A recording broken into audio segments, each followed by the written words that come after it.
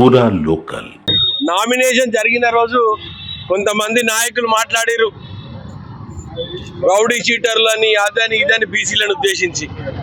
ఈరోజు నవీన్ యాదవ్ ఒక బీసీ అభ్యర్థి.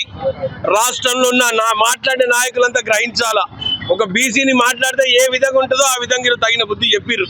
నేను అదే రోజు చెప్పిన, బీసీలని ఈ విధంగా మాట్లాడొద్దు, రౌడీలు రౌడీ షీటర్లు అంటే వాళ్ళ మనోభావాలు దెబ్బతీయొద్దు అని చెప్పిన. వాళ్ళని పట్టుకొని ఒక రౌడీ షీటర్లని మాట్లాడినప్పుడు ఎంత బాధ కలిగిండో చాలా లోపల ఆలోచించండి. ఆ తర్వాత జరిగిన ఐక్యతలో భాగంగా ఈ విజయం. బీసీలలో ఇక్కడ టీఆర్ఎస్ నాయకులు మాట్లాడిన దానికే ఈరోజు ఈ విజయం లభించింది.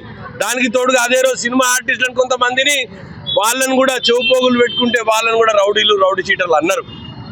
ఈరోజు అర్థమైందా ఎట్లుంటుందో? అర్థమైందా?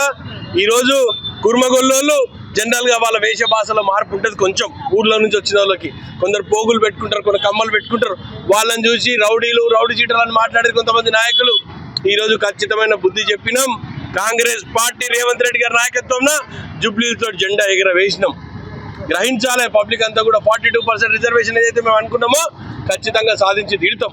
ఈరోజు దాంట్లో భాగంగానే ఈరోజు నవీన్ యాదవ్కి ఎంతో మంది పోటీ పడినా ఒక బీసీ అభ్యర్థికి టికెట్ ఇవ్వాలనే ఉద్దేశంతో రేవంత్ రెడ్డి గారు తీసుకున్న నిర్ణయాన్ని ఈరోజు ప్రజలు స్వాగతించారు. దాని స్వాగతం ఫలితమే ఈరోజు కాంగ్రెస్ పార్టీ విజయం.